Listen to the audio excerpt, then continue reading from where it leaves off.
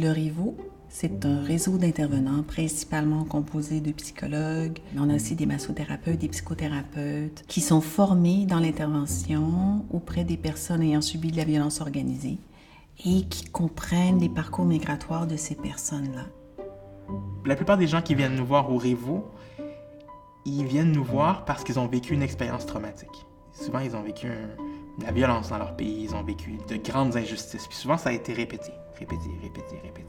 Que ce soit une femme qui a vécu de la violence familiale ou un homme gay qui est persécuté, qui est torturé parce qu'il est gay, ils vont aller à la police puis ils vont se faire renvoyer chez eux. Il n'y a aucune protection pour ces gens-là. Donc, ils vont fuir, ils vont réaliser des tours de force pour aller chercher des ressources pour pouvoir avoir les documents que ça prend et les moyens que ça prend pour venir jusqu'ici, ce qui est comme extraordinaire en soi quand on regarde des parcours. D'arriver à Montréal, souvent dans un environnement où on ne parle pas la langue, on ne comprend pas les codes culturels du tout. On doit recréer rapidement une vie, on doit trouver un travail, on doit prendre des cours de francisation. Les stresseurs de l'arrivée vont faire ressortir les troubles psychologiques liés au trauma. C'est dans ces situations-là que je vais référer mes patients au RIVO.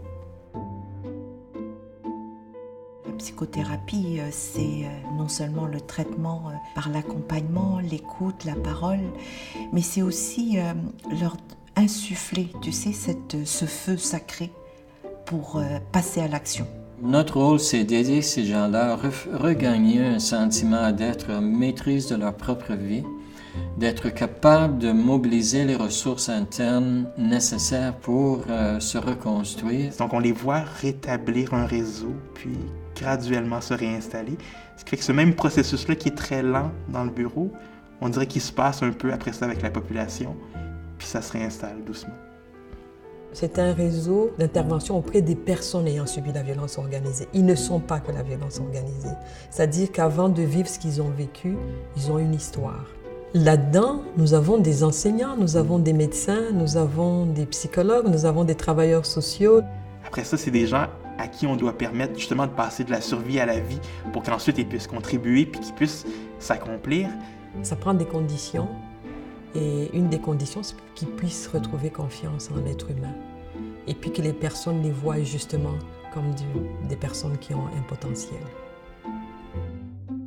On reçoit de temps en temps les échos des gens avec qui on a travaillé. En ayant travaillé avec des centaines, peut-être déjà on touche des milliers de personnes. Le bilan de tout ça est positif à l'extrême même. Il y a de plus en plus de réfugiés qui arrivent au Québec, il y a de plus en plus de réfugiés qui arrivent au Canada. Je pense que le RIVO peut devenir une ressource assez indispensable autant pour les recevoir que pour aider les gens qui veulent aussi leur venir en aide. C'est important que le RIVO puisse avoir les moyens de continuer à faire son travail.